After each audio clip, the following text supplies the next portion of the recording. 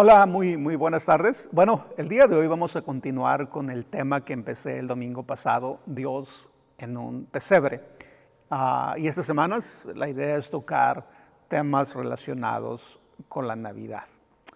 Y pensando en esto, en el tiempo de la Navidad, regularmente nosotros hacemos tres cosas. Número uno, decoramos nuestras casas con luces. Número dos, nos damos regalos, ¿verdad? Entre la familia, con los amigos. Y número tres, para muchos también es un tiempo de ser generosos, es un tiempo de ayudar a los necesitados.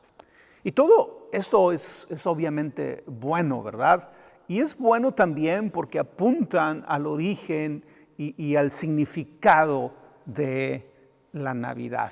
Así que el día de hoy quisiera desarrollar estas cosas tan sencillas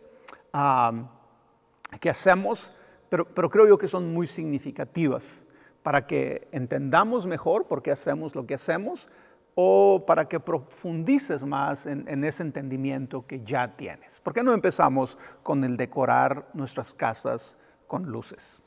Lo primero que debemos de entender es que esas luces no son solo decorativas, son simbólicas. Apuntan a la realidad de que Jesús vino como la luz que alumbra a los hombres. Entonces, cada vez que estamos arreglando nuestra casa, estamos poniendo luces en nuestra casa, es bueno recordar por qué lo hacemos. Y es porque simbolizan que Jesús vino como la luz que alumbra a los hombres. Y necesitábamos esa luz porque vivíamos en oscuridad espiritual. Fíjate cómo lo dice Isaías. Dice, el pueblo que andaba en tinieblas vio gran luz. Los que moraban en tierra de sombra de muerte, luz resplandeció sobre ellos. Porque un niño nos es nacido, hijo nos es dado. La soberanía reposará sobre su hombro y se llamará su nombre admirable, consejero, Dios fuerte, Padre eterno y príncipe de paz. Las luces en medio de la oscuridad declaran que la salvación vino a través de Jesús, que la salvación de la cual tú y yo gozamos, la salvación que se nos ha sido dada como un regalo, llegó a nuestras vidas, llegó a la humanidad a través de Jesús. Y la razón es porque nosotros no podíamos salvarnos a nosotros mismos. No lo podíamos hacer a través de logros, a través de obras, a través de esfuerzos humanos. Necesitábamos un Salvador. Y Jesús vino como ese Salvador. Jesús vino como esa luz que alumbra en medio de la oscuridad espiritual. Hablando de esta idea de que no podemos salvarnos a nosotros mismos y que Jesús llega como la respuesta, como la salvación que nosotros necesitábamos, el pastor Tim Keller dice, la Navidad es por lo tanto la forma más realista de ver la vida. A veces tal vez nos vayamos con la idea, ¿verdad?, de que la Navidad pareciera, ¿verdad?, solamente una historia muy bonita, pero que no se apega a la realidad. Pero el pastor Timothy Keller dice, no, la Navidad es la forma más realista de ver la vida. ¿Y a qué se refiere? Se refiere a que tú y yo entendamos, ¿verdad? Y lo abracemos, esta realidad de que nunca nos podemos salvar a nosotros mismos, de que nunca hubiéramos podido salvarnos a nosotros mismos, que siempre hemos estado en la necesidad de un Salvador. Hablando de Jesús como esa luz que alumbra a los hombres, Juan dice en el capítulo 1, en el principio la palabra ya existía, la palabra estaba con Dios y la palabra era Dios. El que es la palabra existía en el principio con Dios. La palabra le dio vida a todo lo creado y su vida trajo luz a todos. La luz brilla en la oscuridad y la oscuridad jamás podrá apagarla. Aquel que es la luz verdadera, quien da luz a todos, venía al mundo. Entonces en la Navidad tenemos que hacer este ejercicio, ¿verdad? Sí, estamos celebrando el nacimiento de Jesús como un ser humano, como un pequeño bebé que nació entre nosotros, pero al mismo tiempo tener el concepto de que Jesús es la luz que alumbra en medio de la oscuridad. Que Jesús vino a alumbrarnos a todos nosotros, vino a alumbrarte a ti, vino a alumbrar a tu familia, vino a alumbrar el mundo entero. Jesús, hablando de él mismo, dijo: yo soy la luz del mundo. Es la luz que nos da vida, es la luz que nos muestra la verdad. En ese pasaje de Isaías, donde dice que vivíamos en oscuridad, que vivíamos en tinieblas, pero que ahora se nos ha dado un niño, un hijo ha nacido, obviamente que es Jesús. El escritor utiliza ciertos nombres para hablar de este niño. Dice que es admirable consejero, que es Dios fuerte, que es Padre eterno, que es príncipe de paz. Y yo creo que esos 4 nombres que son de Jesús, también podemos tomarlos como 4 áreas donde Jesús viene a alumbrar nuestra vida como la luz que Él. Por ejemplo, si piensas que Jesús es admirable consejero, entonces Jesús es la luz que alumbra nuestros pensamientos. Jesús es la luz que nos da sabiduría en nuestra vida, en nuestras relaciones, en todo lo que hacemos. Jesús es Dios fuerte. Entonces Jesús es la luz que alumbra nuestro corazón, es la luz que nos da valentía, es la luz que nos da coraje, es la luz que nos da fe. Jesús es Padre eterno. Entonces Jesús es la luz que alumbra nuestra identidad, que nos deja saber quiénes somos, que somos hijos de Dios. Jesús es príncipe de paz. Jesús es la luz que alumbra nuestra alma, que nos llena de paz, que nos llena de confianza, que nos llena de tranquilidad, cualquiera que sea nuestra situación. Entonces, cuando pensamos en Jesús como la luz y ves estos nombres de Jesús, recuerda que Él está interesado en alumbrar tu mente, tus pensamientos, en alumbrar tu corazón, en alumbrar tu identidad, en alumbrar tu alma. Así que si tú decoras tu casa con luces, síguelo haciendo, ¿verdad? Porque se vea bonita, para disfrutar y tener el espíritu de Navidad. Pero sobre todo recuerda por qué lo haces. Recuerda que esas luces no son solamente decorativas, son simbólicas. Sobre todo permite que Jesús alumbre, que alumbre tus pensamientos, que alumbre tu corazón, que alumbre tu identidad, que alumbre tu alma. La otra cosa que hacemos en Navidad es el darnos regalos. Tal vez ya hay regalos, ¿verdad? Ahorita en tu casa debajo del árbol, porque nos estamos preparando para celebrar Navidad. Y el darnos regalos, es una costumbre muy singular y distintiva que rodea la Navidad. Hay otras ocasiones especiales en que nos damos regalos, ¿verdad? En los cumpleaños, en aniversarios, en bodas, diferentes ocasiones. En cada una de ellas alguien recibe regalos. Pero ¿en cuántas ocasiones nos damos regalos todos? No sucede mucho, sucede en Navidad.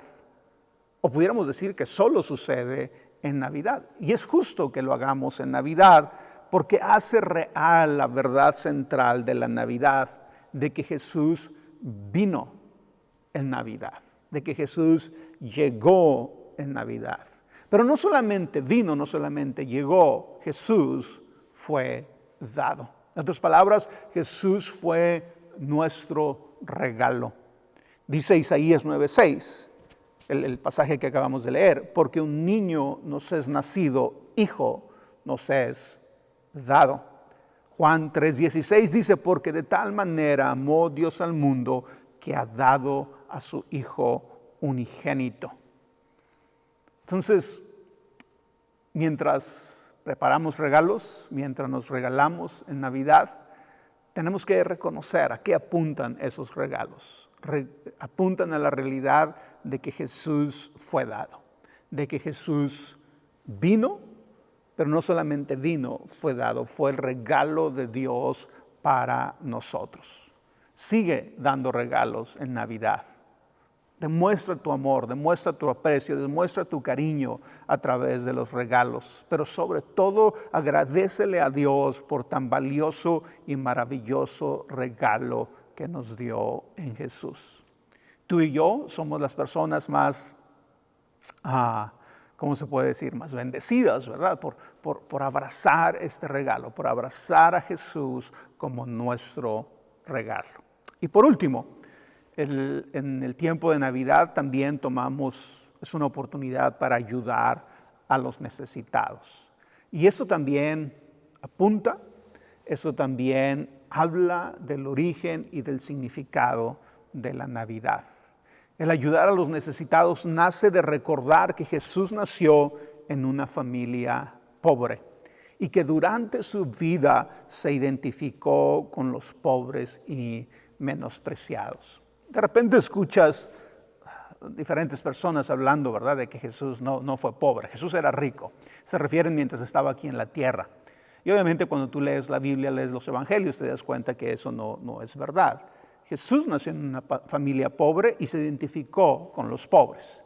Ahora, que Jesús es rico, es Dios mismo, ¿verdad? No vamos a discutir eso, pero mientras estuvo en la tierra, Él decidió ser pobre e identificarse con los pobres. Y déjame hablarte de algunas cosas que nos demuestran eso. El nacimiento de Jesús nos muestra, ¿verdad?, que José y María eran una pareja humilde, de recursos limitados y sin conexiones importantes. Al llegar a Belén, ¿verdad?, recuerda que tuvieron que viajar de Nazaret, creo, a Belén para el censo que se estaba llevando a cabo. No llegaron a una ciudad donde ellos tuvieran conexiones, donde estuviera ya un lugar para ellos preparado, ¿verdad?, gente esperándolos. No, la historia es que cuando llegan ni siquiera encuentran lugar donde pasar la noche, así que entran en un establo y esa noche nace Jesús y lo ponen en un pesebre. Y tú y yo podemos leer esa parte de la historia y no conectarlo con la realidad de por qué está pasando esto en la vida de Jesús. Y es porque su familia es humilde, porque su familia no tiene conexiones, porque la familia de Jesús no tenía una casa en Nazaret y otra en Belén, ¿verdad? Si fuera una familia rica, esas serían unas posibilidades, o simplemente tener conexiones donde pudieran llegar, pero Jesús no las tiene, o por lo menos José y María no las tienen. También seguimos leyendo los evangelios y nos damos cuenta que cuando se cumplen los 8 días de nacido de Jesús, tenía que ser circuncidado, tenía que ser presentado en el templo. Y cuando José y María hacen esto, llevan a Jesús al templo para presentarlo. Al presentar a Jesús tenían que hacer una ofrenda. Y Lucas nos dice la ofrenda que José y María dan en esa ocasión y nos dice que dan un par de tórtolas, un par de palomas como ofrenda en la presentación de Jesús, en la purificación de María y todo lo que sucedía en esa ocasión. Pero la ley, el Antiguo Testamento, decía que para esa ocasión se debería de ofrecer un cordero. Entonces, si tú eras una familia que ibas a presentar a tu hijo en el templo, iba a ser circuncidado, lo que hacías es que llevabas un cordero como la ofrenda. Al menos que, fíjate lo que dice Levíticos 12, del 6 al 8. Si no tienen lo suficiente para un cordero, tomará entonces 2 tórtolas. Quiere decir que aquellos que llevaban un cordero eran aquellos que lo podían. En aquellos que tenían lo suficiente para llevar un cordero. Y la historia nos cuenta que José y María no llevan un cordero, llevan 2 palomas, 2 tórtolas, ¿verdad? Porque era lo que podían llevar. Otra evidencia, ¿verdad?, de que Jesús vivió en una familia pobre y se identificó con los pobres durante toda su vida. Algo más que sucedió en la vida de Jesús es que después de su nacimiento Jesús fue refugiado en Egipto. La Biblia dice que un ángel del Señor se le apareció en sueños a José y le dijo: levántate, toma al niño y a su madre y huye a Egipto. Quédate allí hasta que yo te avise, porque Herodes va a buscar al niño para matarlo. Entonces aquí tenemos a Jesús, que en su propia nación, ¿verdad?, están tratando de matarlo. Y obviamente no son una familia poderosa, no es una familia que pudiera defenderse, no es una familia que pudiera contratar protección. Lo que tienen que hacer es huir como refugiados y van y se refugian a Egipto. Dice Mateo 22, del 13 al 15. Así que se levantó, hablando de José, cuando todavía era de noche, tomó al niño y a su madre y partió para Egipto, donde permaneció hasta la muerte de Herodes. Todas estas cosas sucedieron mientras Jesús era bebé, ¿verdad? Pero Jesús obviamente tenía un oficio humilde. José era carpintero. Jesús aprendió el oficio de José, que eran oficios humildes. Pero cuando Jesús empezó su ministerio, en una ocasión alguien le dijo: Jesús, quiero seguirte, ¿verdad? Quiero ser tu discípulo, quiero ir a donde tú vayas. Y Jesús le respondió: las zorras tienen guaridas y las aves del cielo nidos, mas el Hijo del Hombre no tiene donde recostar su cabeza. Hablando Jesús, ¿verdad?, de que él no tenía posesiones materiales aquí en el mundo. Ese no era su propósito, esa no era su intención al venir al mundo. Así que cuando pensamos, ¿verdad?, ¿por qué hacemos esto? ¿Por qué nos nace hacer esto? ¿Por qué queremos hacerlo? ¿Por qué queremos ayudar a los necesitados? ¿Por qué queremos ayudar a los pobres en este tiempo de Navidad? Y es porque es algo que apunta al origen y al significado de la Navidad. Lo hacemos porque Jesús nació en una familia pobre y porque durante su vida se identificó con los pobres y menospreciados. Todo lo que tú lees que Jesús habla acerca de los pobres son cosas buenas. Y no que hable bien de que sean pobres, pero Jesús no es esta persona, ¿verdad?, que odia a los pobres, que critica a los pobres, que juzga a los pobres. No. En todo momento Jesús es una persona que quiere ayudar, que quiere bendecir, que quiere fortalecer, que quiere dar a aquellos que lo necesitan. Así que si tú y tu familia son una familia que ayudan a alguien necesitado en Navidad, síganlo haciéndolo. Busquen oportunidades, sean intencionales en hacerlo. Si no lo haces, si no lo has hecho o si no lo haces de una manera constante, empieza a hacerlo. En este tiempo de Navidad bendice a alguien que esté en necesidad. Y la verdad es fácil encontrar a alguien que tenga necesidad económica, que puedas bendecir, que puedas ayudar de alguna manera. Estas tres cosas que celebramos en Navidad, que hacemos en Navidad, como dije al principio, son buenas. Debemos de seguirlas haciendo, por sobre todo porque apuntan al origen y al significado, al verdadero significado, podemos decir, de la Navidad. Así que en estas semanas, mientras se preparan tú y tu familia para celebrar la Navidad, piensen en estas tres cosas y háganlo de la mejor manera que puedan hacerlo, de la mejor manera posible. Bueno, pues muchas gracias. Gracias por su tiempo, por su atención. Que el Señor les bendiga.